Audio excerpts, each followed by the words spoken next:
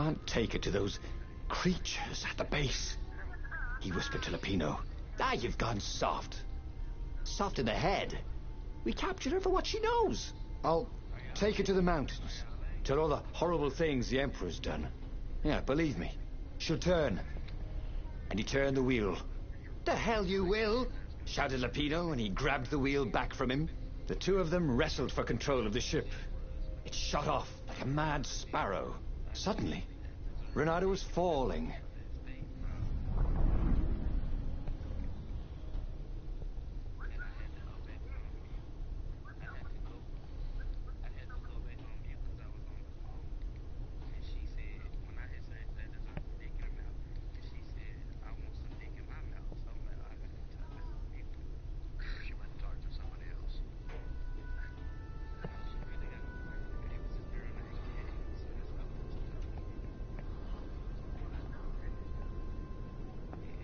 When he came to, Zenobia was standing over him. Why didn't you take me to the base to be interrogated? She demanded. Do you know what's left of people they interrogate? This is some trick, isn't it? To make me fall for you again. Well, I won't. Oh, go on then. Scurry back to your ravens. I can't stop you. But strangely, she didn't. As Renato set off to find the Farfarer, she followed him, keeping just out of sight of the ravens.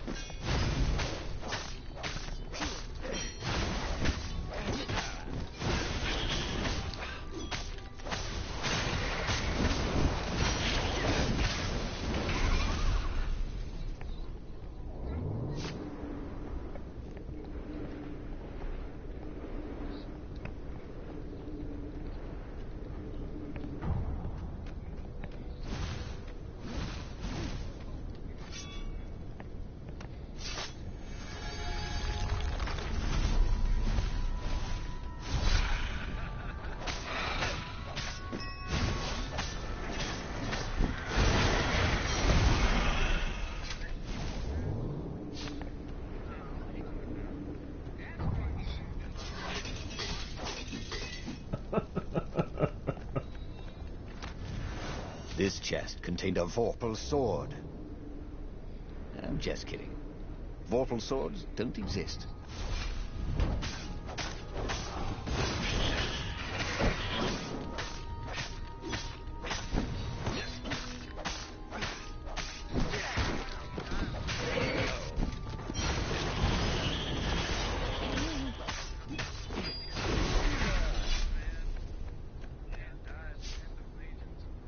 As Renato stopped to sniff the wind, Zenobia came up, still mad.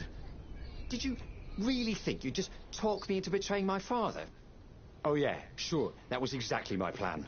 Then why aren't you even talking to me? Because I've never talked you into anything in my life. They're gonna court-martial you for letting me go. He caught a whiff of the Farfarer. Wet rope, tar, and a cask of Scobel ale he'd spilt last year. It was that way.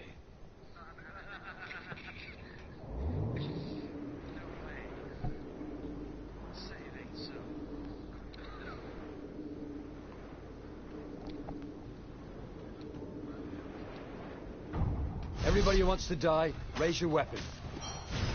All right.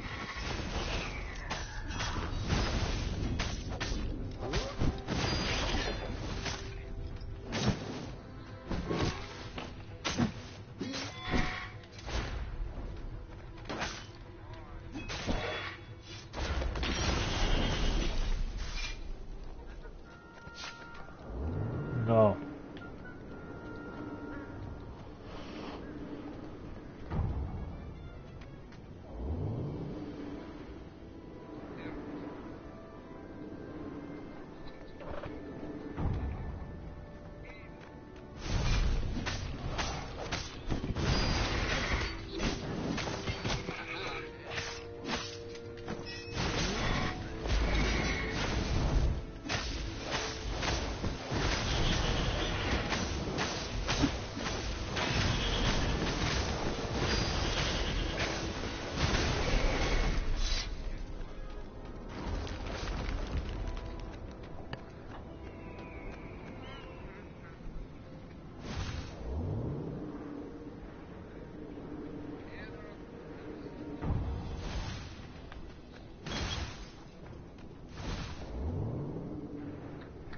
What's that sound in the background?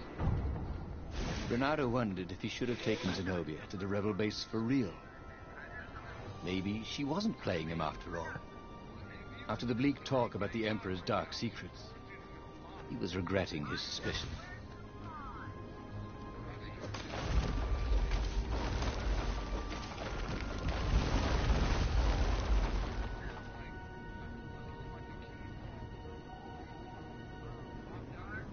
Sure enough, the Farfarer had crashed in some rocks. There's no sign of Lupino. Zenobia caught up. All that kid stuff in Swordfu School. Look, look, that's the past. We're adults now. We have duties to other people. We have destinies. What are you talking about? And you are the most arrogant, slow-witted, light-fingered, mercenary, immoral, reckless... Run away with me, said Renato, and he realized he meant it. Oh, just like that, she demanded. I will, if you will. So she kissed him. And it was the best kiss he'd ever had. They held hands as they boarded the Farfarer. Renato felt light-hearted, like the winds that were playing the rigging like a balalaika. But Lupino, I need to get back to Lupino, he said, suddenly realizing he could have been captured. A prisoner. He's not. How'd you know? He saw something in her eyes he didn't understand. He fell, didn't he? Into the abyss. She looked away, wouldn't answer. But then a bolt smashed through the Farfarer's keel. The broken ship plummeted out of the clouds.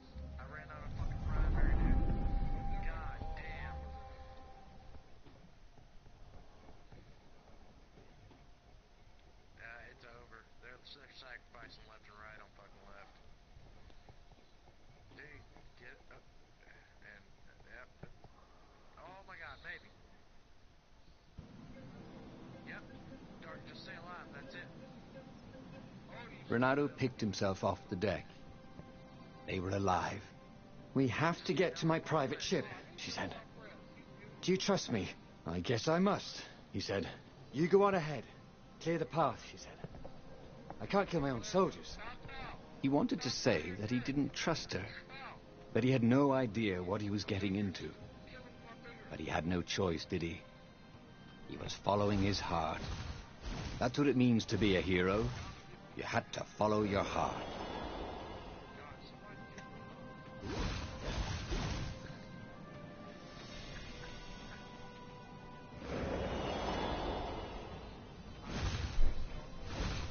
The portal was heavily guarded.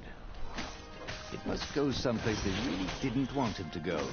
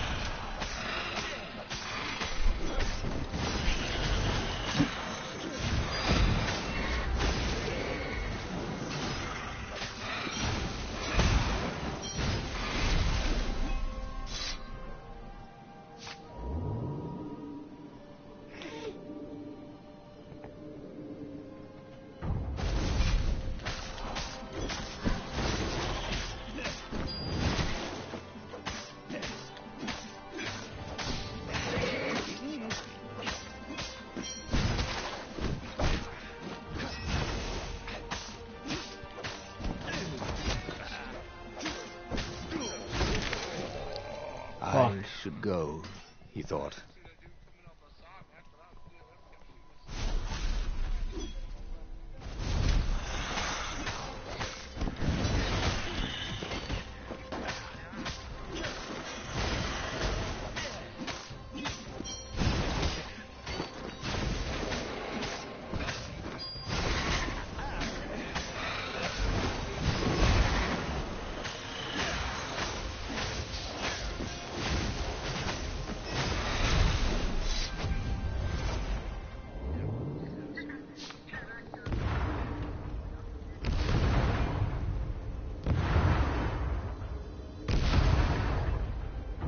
paused to catch their breath. It was strange to be so close to her. "What are you thinking?" he asked. "I'm trying very hard not to think." "Me too," he said. Up ahead, he could see the thin silver of Zenobia's personal ship. It looked fast. They would leave all this behind. Hey, can we get down here and get these fucking oracles? Come on, people. You know what? You get your ass over here and get them.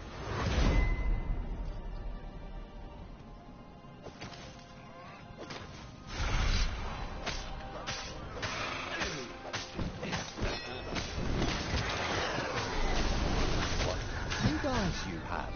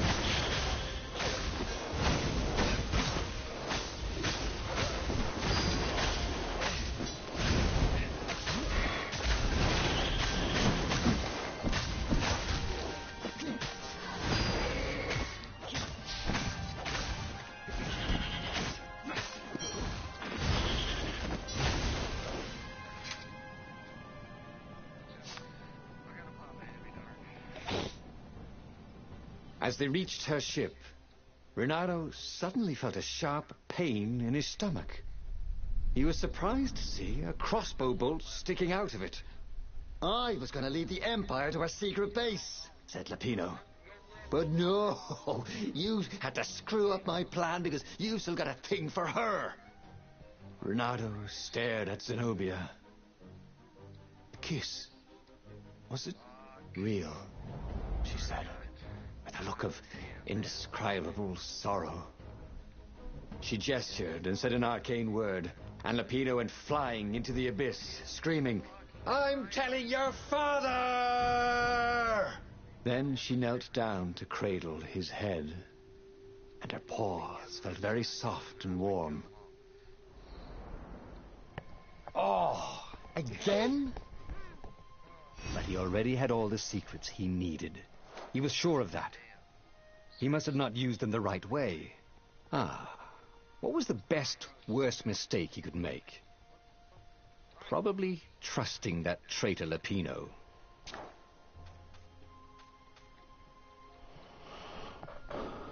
Give me 1 second, guys. I'll be right back.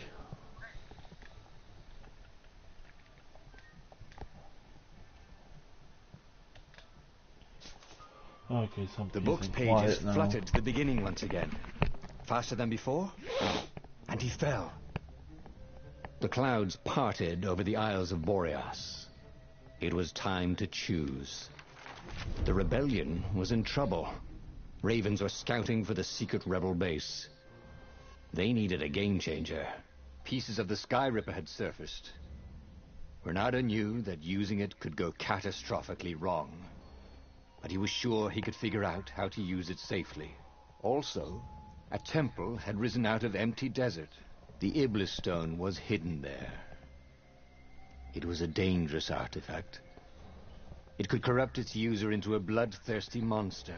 Maybe he could find a way to use it, to take its power without surrendering to its wickedness. And also, his old friend Lapino needed rescuing. Of course, Renato had a pretty strong suspicion that Lapino had betrayed the rebellion, and he had a gut feeling that he needed to use that to his advantage.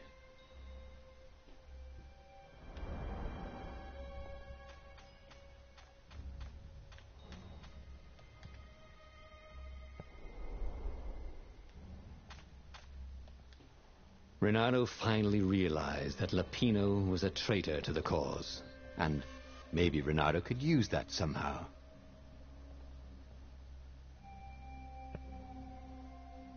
Renato couldn't quite put his paw on when he'd realized Lapino was working for the Empire. He'd never exactly seen Lapino sending coded messages to the palace, but he was sure. The rabbit had been on too many disastrous missions where he was the only survivor, or where he accidentally missed getting on the boat that went down to the abyss in flames.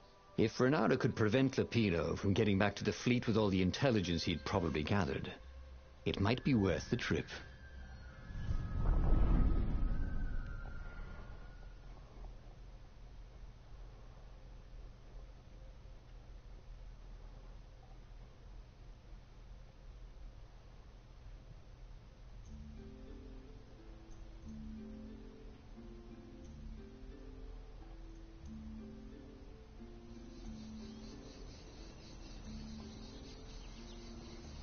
How had they come to this? They'd been on so many adventures together. Lapino had talked Renato out of prison at least 4 times, and Renato had rescued Lapino from at least 2 lynch mobs.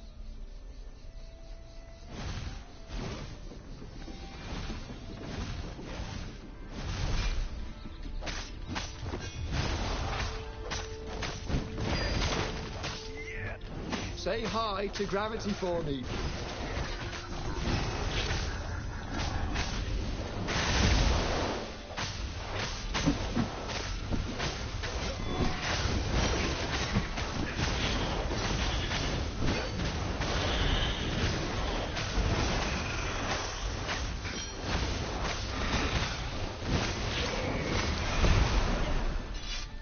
But he'd always felt that the rabbit resented him. Lapino was hilarious because he was so down on himself and everyone else. But behind the laughs, he wasn't a happy camper. Ooh, was this payback? Or did the Empire have his little white tail in a vice?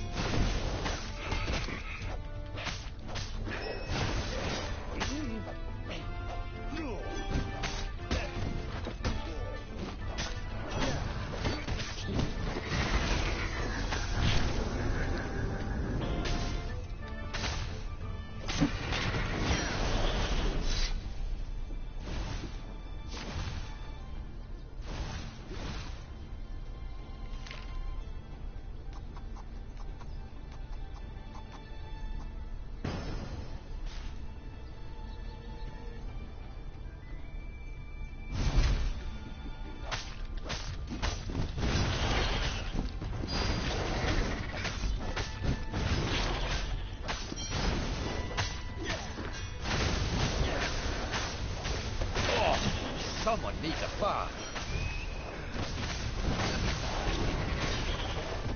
Yeah.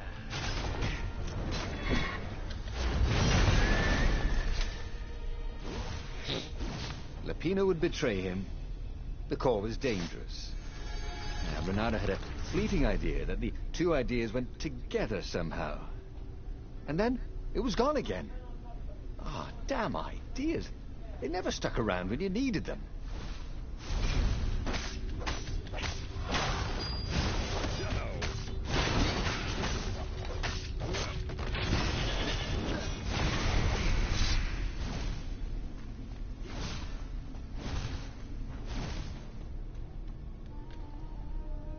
Bloody and exhausted, Renato finally reached Lapino.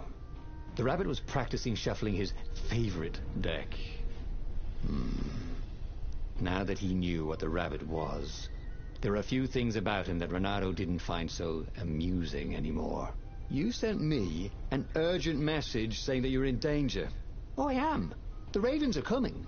Now, I got a clever plan to kidnap Zenobia. Renato wanted to clap shackles on the rabbit and shout, "You're a traitor, and I'm not falling for it." But if there was one thing Renato was sure of, it was that the core of the Sky River was dangerous mostly to its user. If he could put it in the Emperor's hands, old Isengrim III might blow himself and his fleet up with it. Yes, that was it.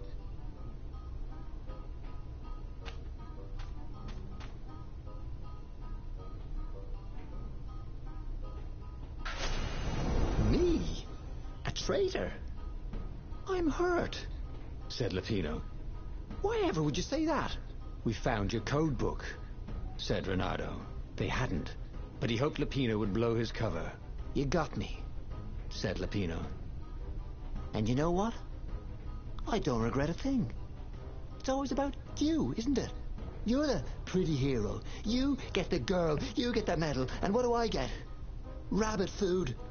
I thought you liked rabbit food. Go to hell, said Lupino. And he made a gesture, and 20 ravens came out of nowhere and stabbed Renato to death. He had tried something bold and paid the price for it.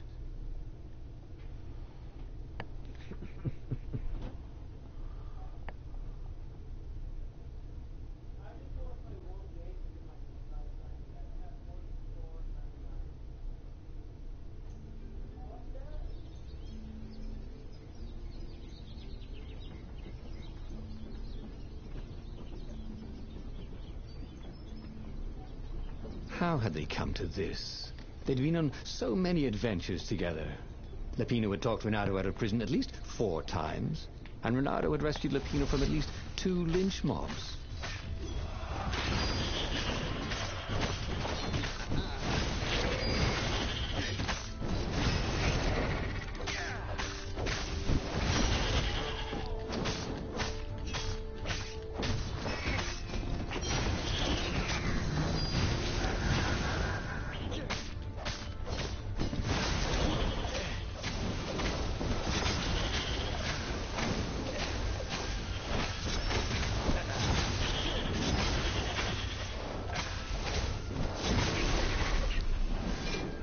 He'd always felt that the rabbit resented him.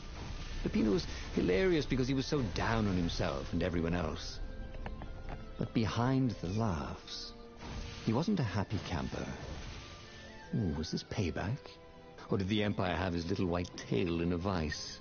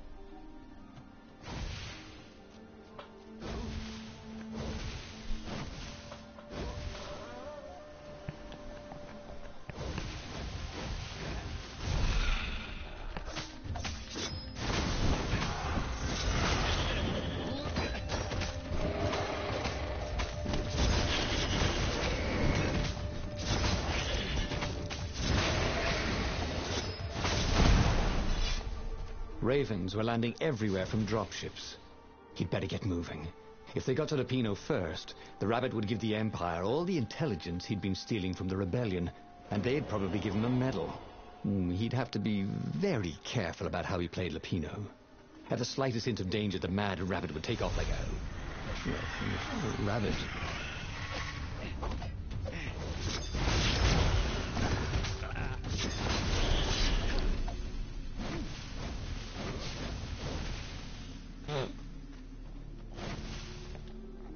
Bloody and exhausted, Renato finally reached Lapino. The rabbit was practicing shuffling his favorite deck. Now that he knew what the rabbit was, there were a few things about him that Renato didn't find so amusing anymore. You sent me an urgent message saying that you're in danger. Oh, I am. The ravens are coming. Now, I got a clever plan to kidnap Zenobia. Renato wanted to clap shackles on the rabbit and shout, "You're a traitor, and I'm not falling for it." But if there was one thing Renato was sure of, it was that the core of the Sky River was dangerous mostly to its user. If he could put it in the Emperor's hands, old Isengrim III might blow himself and his fleet up with it. Yes, that was it. Renato felt like a real hero, brave and smart. He told the rabbit all about the Sky Ripper's God's Eye core. "I'll go get the core while you attack Zenobia," he told the rabbit. "But wait, I've an even better idea. I'll get the core and you attack Zenobia," said the rabbit. "Right, yeah, that is better," agreed Renato. Perfect. The traitor would make sure the Emperor got the core. Now Renato just needed the Emperor to use the core. If he could only get something that the Emperor wanted very badly. Zenobia. He could save her and bait the Emperor at the same time.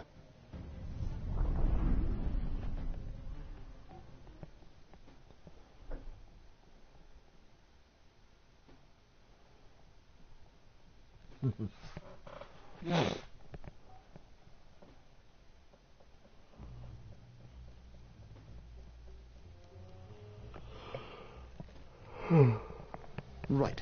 Now, all Renato had to do was fight his way through Zenobia's invading troops, sneak onto her ship and into her bedroom, and kidnap her without any of her dozens of guards alerting her. Then he would rely on her love for him to convince her how evil her father was, so she'd run away with him instead of going back to her father, who was going to blow himself up. It did sound a little risky. But Renato had a feeling it would work out somehow. It always did.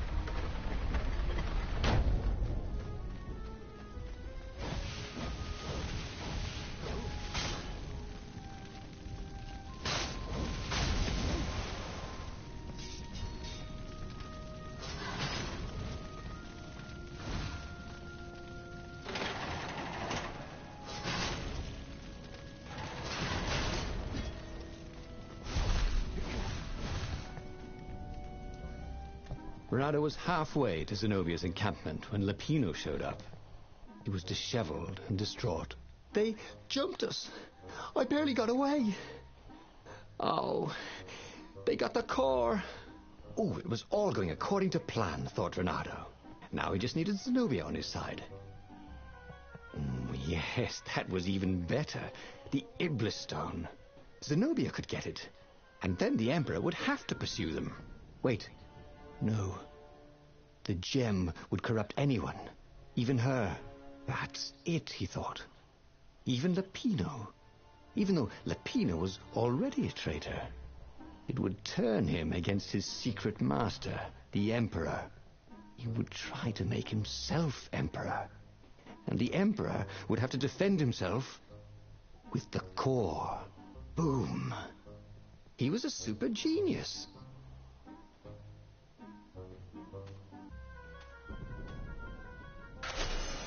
"This is terrible," Renato told the rabbit. "If only I had gone for the Iblis Stone. But now it's lost in enemy territory." He handed Lapino a map. It gives the bearer so much power. We can only hope the Emperor never finds it. What was that? Said Lupino. I think someone's following us. I didn't hear anything. Rabbit ears. You go on ahead. I'll check it out. And with that, Lupino hopped off with the map.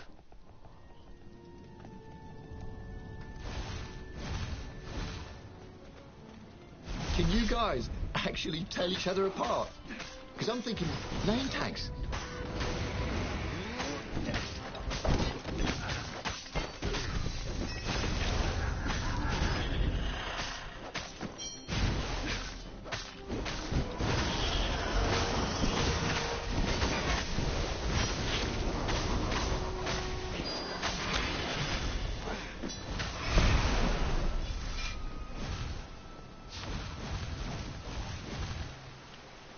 Renato slinked through Zenobia's ship, making no sound at all.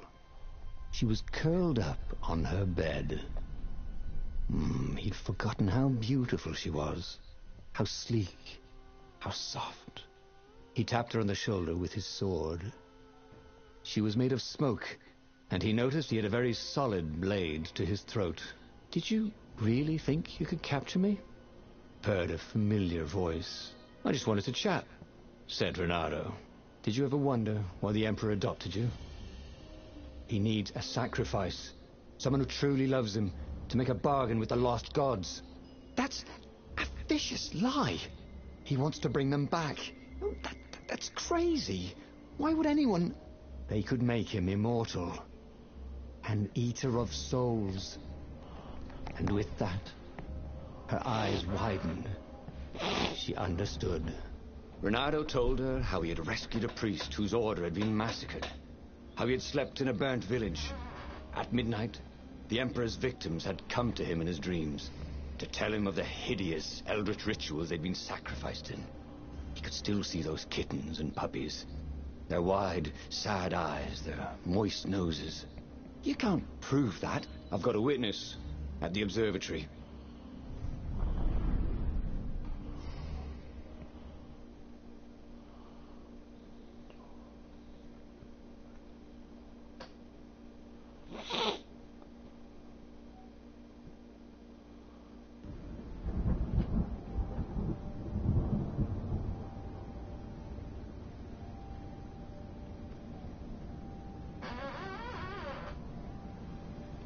He couldn't tell her, not yet, why he was really here. He didn't want her to be anywhere near the fleet when her father blew himself and Lupino up. So he told her about how the Emperor's obscene rituals had raised ancient artifacts out of the land. How he'd followed the appalling trail of the hideous horrors His Majesty had perpetrated for the sake of his own immortality. "Any of this ring a bell?" he said. "He told me it was all lies." "You've always known when I was lying. I always hated that about you," said Renato. The rebellion had started after atrocities that the Empire hushed up. Renato had rescued a priest whose order had been massacred for one book. He had slept in a burnt village. Dead kittens and puppies had come to tell him what the Emperor had done to them.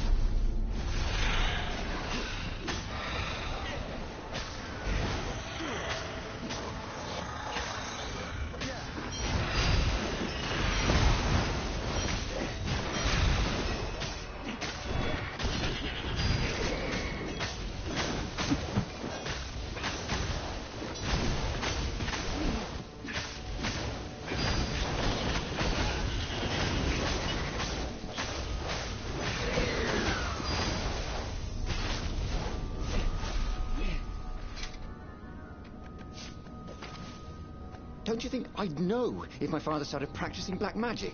Why? Would you join in? No, I destroy his books and I... Oh, God.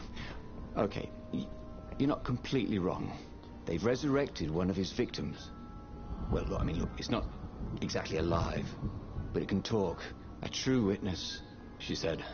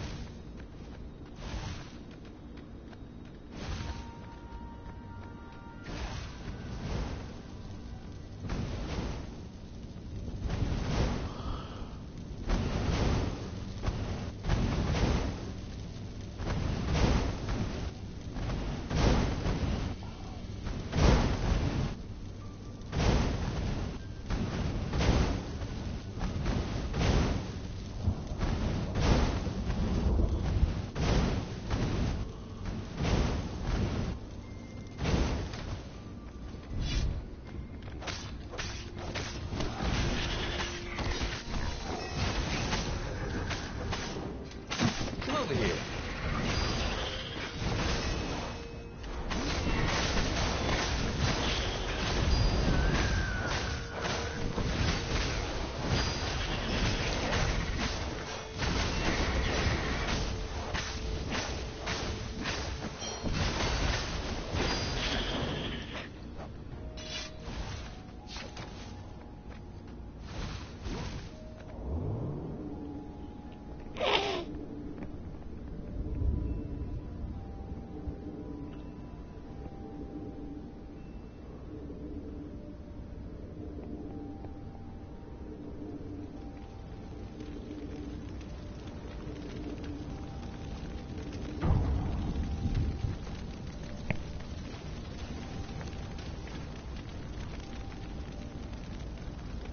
The observatory was a burning hulk. Dead scientists and black feathers everywhere. The Ravens had taken special care to burn the reanimated witness to cinders. Zenobia stared at the carnage. He didn't want me to hear the witness, did he? I guess not. What's your plan? She asked. So, Renato explained his brilliant gambit. Sending Lapino to get the Iblis Stone, become super powerful and corrupted, provoke the Emperor into using the core against him, thus blowing up both of them, and hopefully the fleet too. Let me visit your council, she said, shaken. I want to help. Could he really trust her?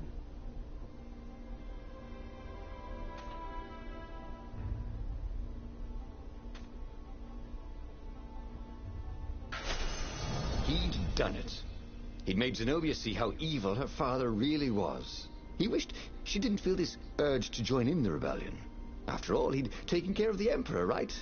Yeah, but she'd always been conscientious like that. She told him she had to go somewhere first. So Renato gave her the location of the secret base, and they agreed to meet in the ruins. He had a very good feeling about this.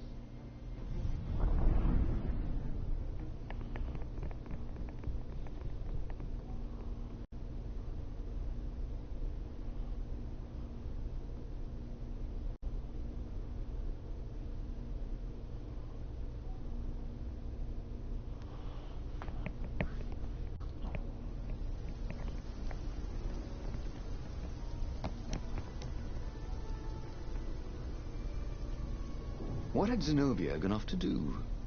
What was more important than meeting the rebel council? Had he made a mistake, sending her to the ruins? No. He knew they could trust each other. He could trust her because she never broke her word. And she could trust him because she could see right through him. Well, she'd probably be there well before him. She at least didn't have to fight her way through rainstorms of ravens.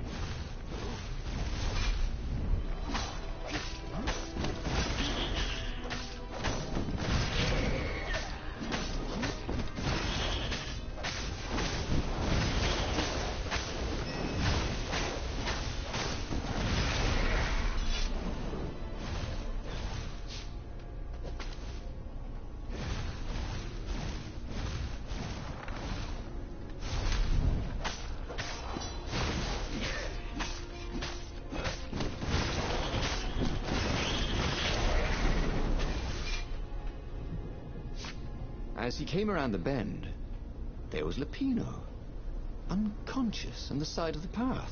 And Renato could smell a familiar, sweet, smoky scent. Who? Zenobia. It had to be. She never used a combat spell when she could use drowsy gas. That meant she had the Iblis stone.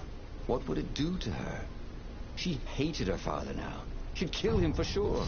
The council wouldn't mind if she killed the Emperor, but murdering her father would destroy her. He had to get to whatever ledge she was on and talk her down from it.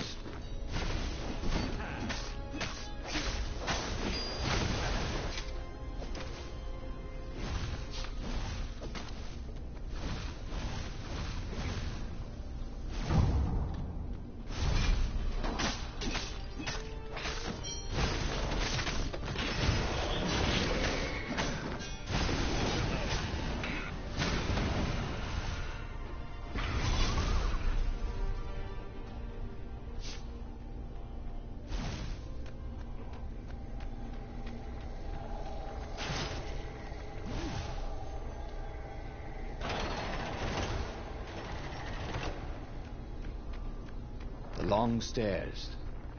So he was close to the rebel base. Nothing was on fire. So far, so good.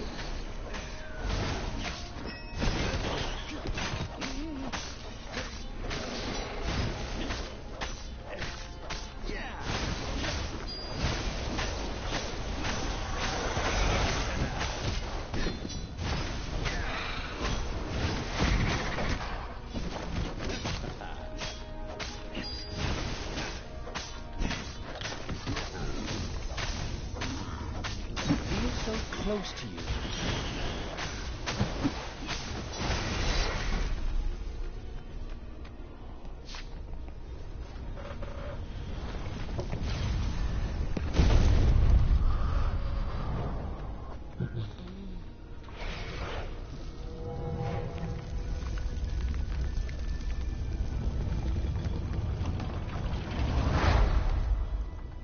Everyone in the council chamber was dead. Zenobia stood shivering in the courtyard, drenched in blood. Why? He managed. They started arguing with me. I lost my temper and I wanted their blood. Not me. The stone did. Why did you take it from Lupino?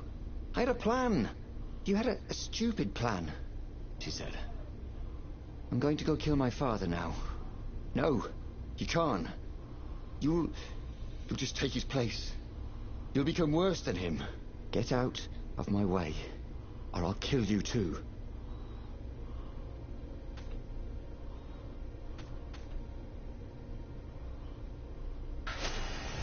You won't kill me, he said. And I won't let you kill the Emperor. Enraged, she raised the sword. You hate him too? He could sense the Iblis stone, yearning for his death. But she didn't strike. If you kill him, it'll destroy you. I know you. Shut up! She shouted, her sword trembling. I won't lose you again. Not for anything. Get away from me, he said, and he was very close. I can't lose you again. And he was in reach of her sword now. I hate him! I hate you too! I love you, he said for the very first time. And then she was weeping. He was holding her. The sword had dropped from her hand. He glanced at the Iblis stone. It was no longer the black of the void. It looked like coal. No. It glowed. Like a cinder. It was crackling, burning, crumbling into ashes. You've always loved me, haven't you? She said. She was weak. The stone had taken so much from her.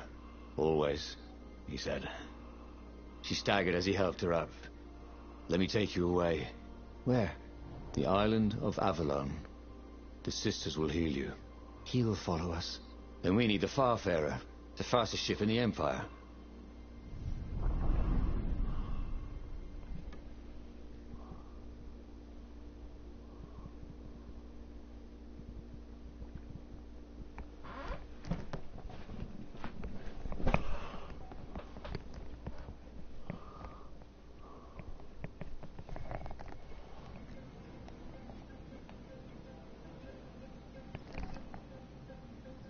The Empire had seized his ship.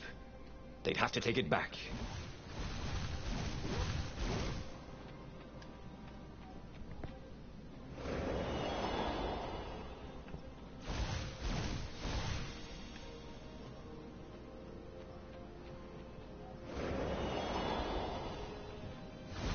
Ah, impatient.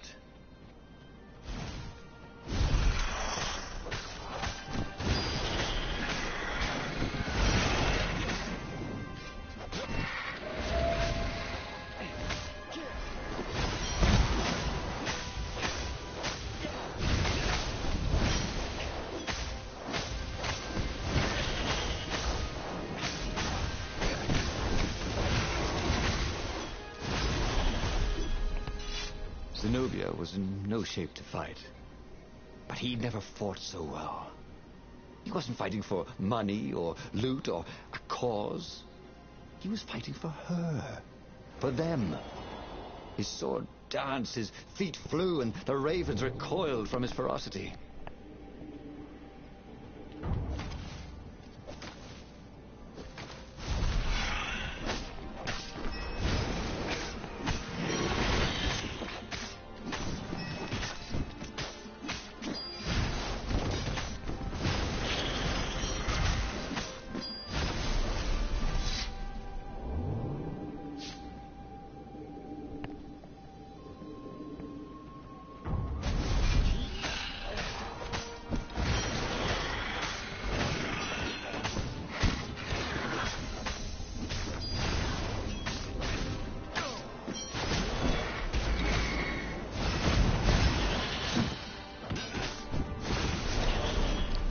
Felt ready to become faster, stronger, bolder. If only he could figure out which.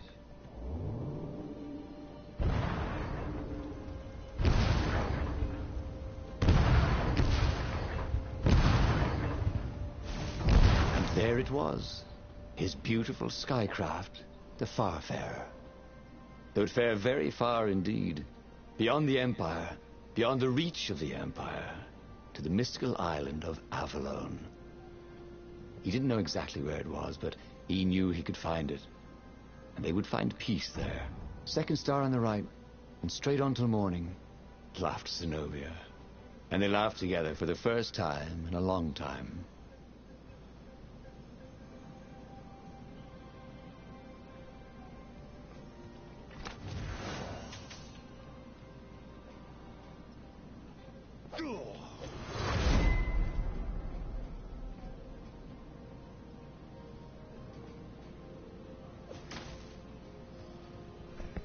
I can sit out.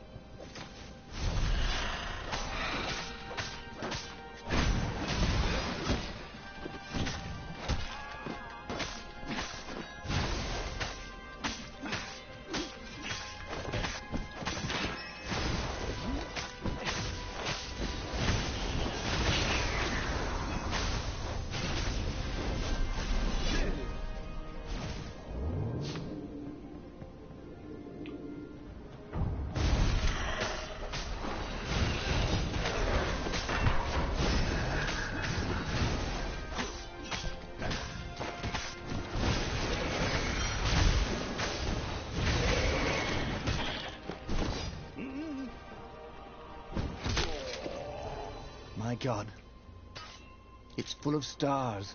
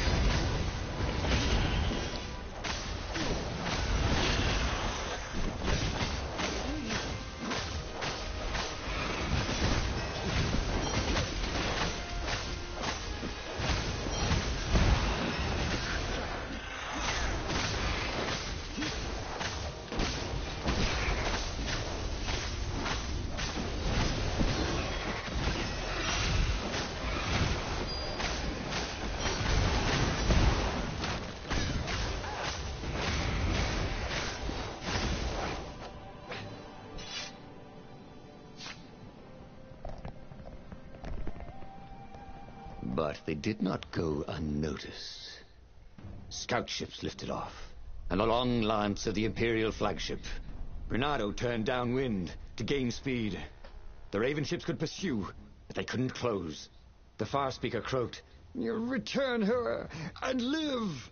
"Go sacrifice yourself," yelled Bernardo. "Then you won't have her either." On the flagship, the Emperor was readying some arcane weapon. It couldn't be. It was the core. A devastating beam lanced out of the flagship. Bernardo zigzagged wildly to keep the Farfair out of it. Now the Raven scout ships were closing the distance, and the beam was getting closer too. Then came a blinding flash, and the air was searingly hot all around him.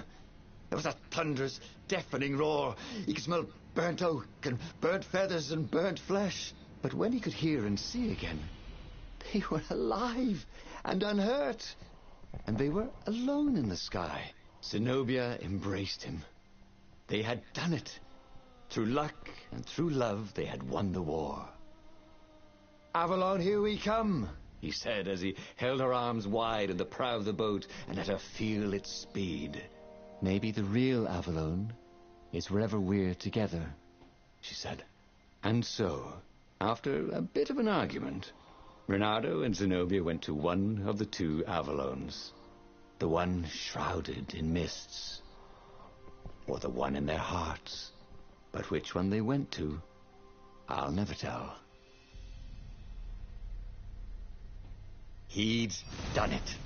He'd forged his own destiny. Well, he hadn't actually done it. But he knew what he would do. Bernardo smiled at the book. He practically wanted to kiss it. The kid's sacrifice hadn't been in vain. He'd saved the book and saved the world. Bernardo owed him and his mother so much. Bernardo lowered the mainsail and let the Farfarer shoot forward in the breeze. Second star to the right, and straight on till morning. This time, he would win.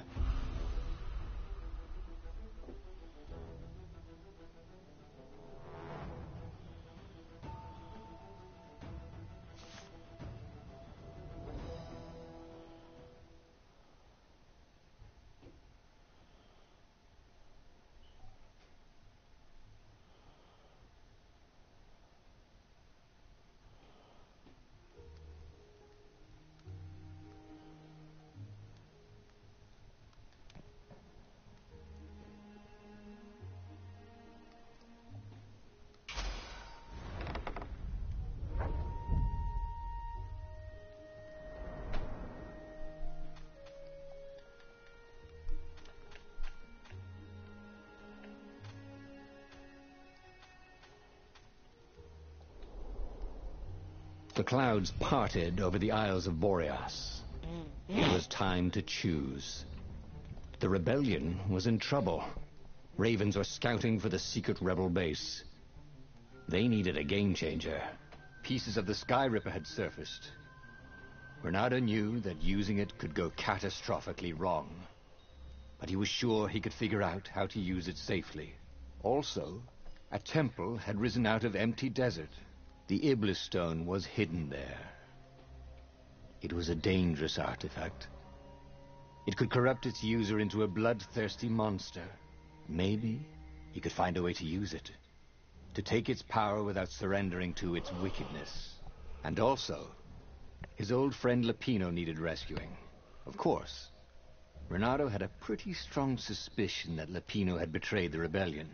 And he had a gut feeling that he needed to use that to his advantage.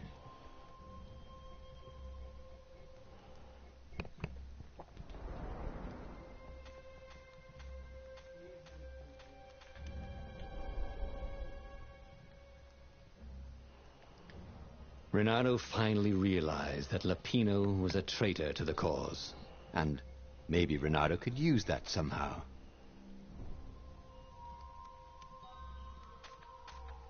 Bernardo couldn't quite put his paw on when he'd realized Lapino was working for the Empire. He'd never exactly seen Lapino sending coded messages to the palace, but he was sure. The rabbit...